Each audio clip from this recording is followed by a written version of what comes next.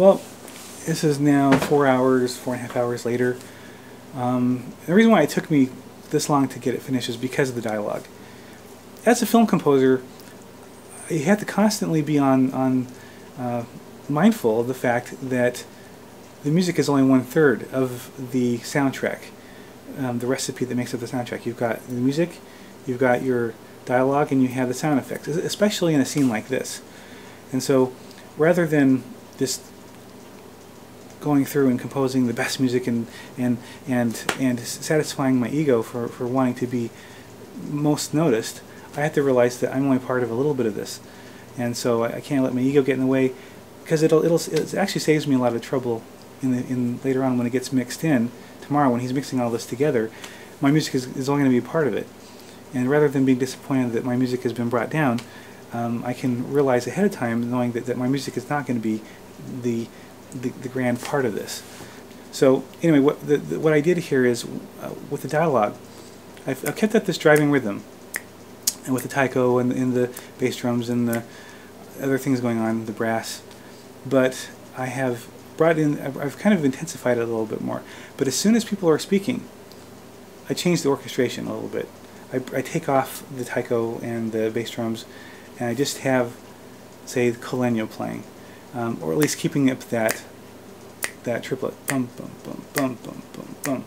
So anyway, let's listen to what I've done, and you can see what I'm talking about here. As you listen, pay attention to where the dialogue happens, what happens with the orchestra.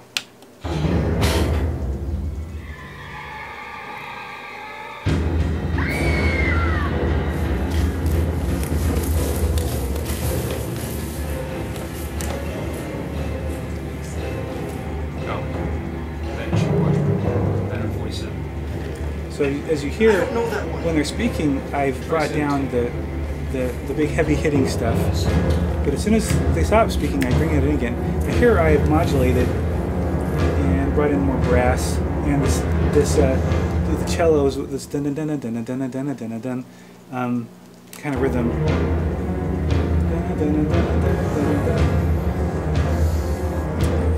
And then we right down here. They're continuing their little battle.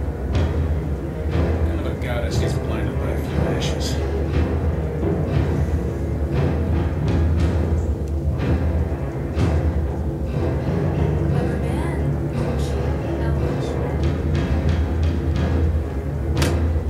Done. Okay, so after that little hit where he puts down the parchment, it changes again. There's a little bit of a change in feel here, and so now I just have the thing that's cohesive, the thing that's continuing going on, is from the colegno strings, and then I added a little melody here.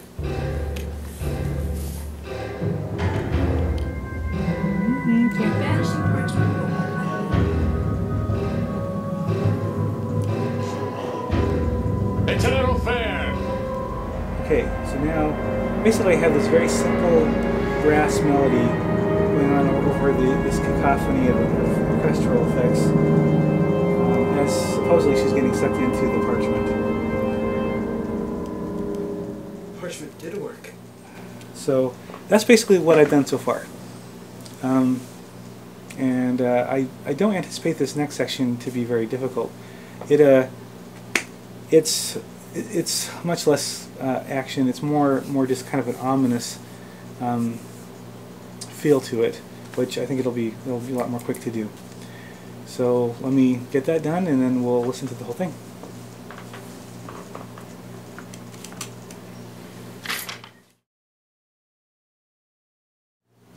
Okay.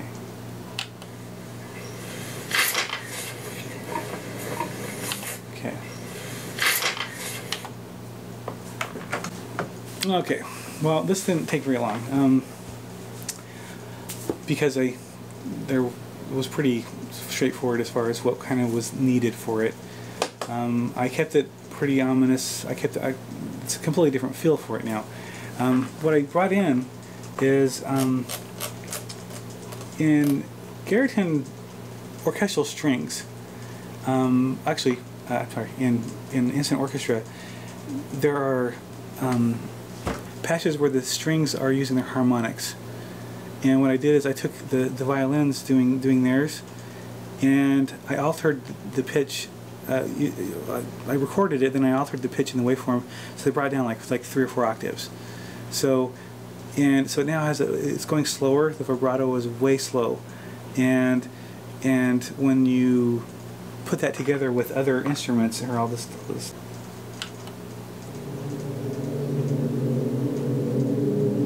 See, it's almost like, and I mixed them with other ones. Then I also brought in these high strings, this kind of eerie sound.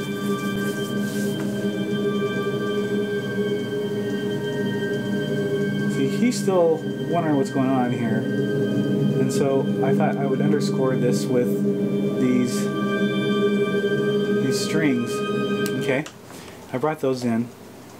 I recorded them, and then I altered the waveform so that I could change them. Okay, so then there's this little section right here where they see where they're coming up here, and I thought this was kind of a cool effect to add.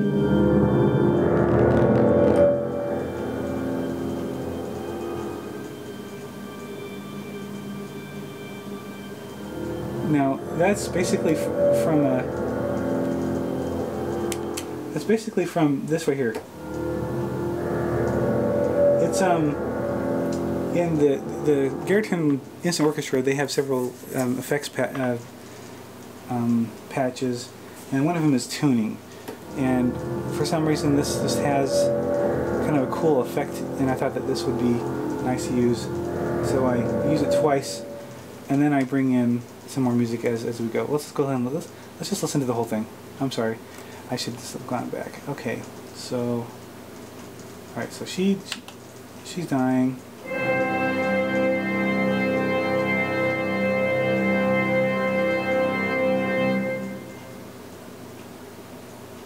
Yep.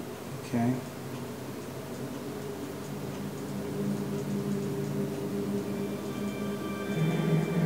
And then I use some cellos to help with the fire.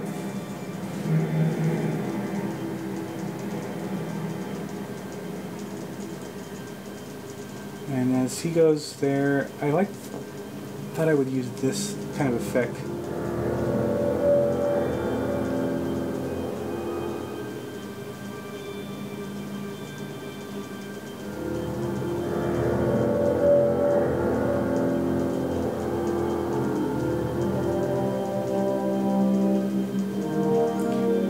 Here I'm using just some brass.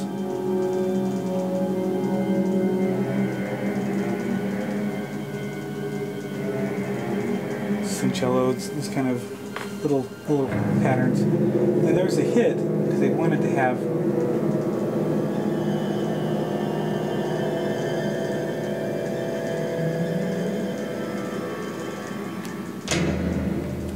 okay.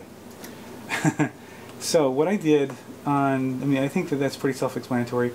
That as soon as he opens up the urn,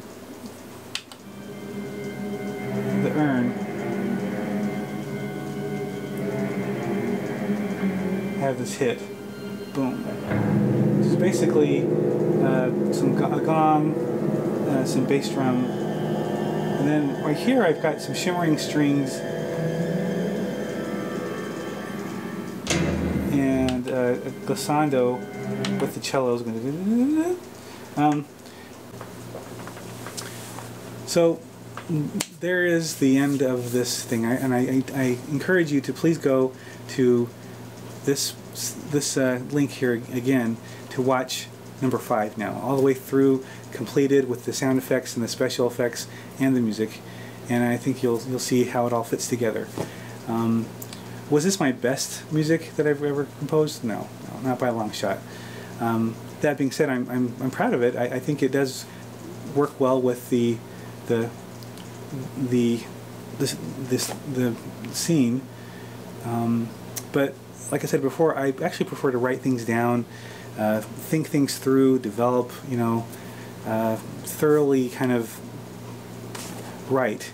But I didn't get that opportunity or that luxury with this time because of the time constraint. So anyway, I hope you enjoyed it, and let me know what you think. I'm not sure if I'll be doing this again. It was a little distracting having the cameras and trying to think about how I'm going to do this, but hope you enjoyed it. Thank you very much. More videos coming about the jib crane.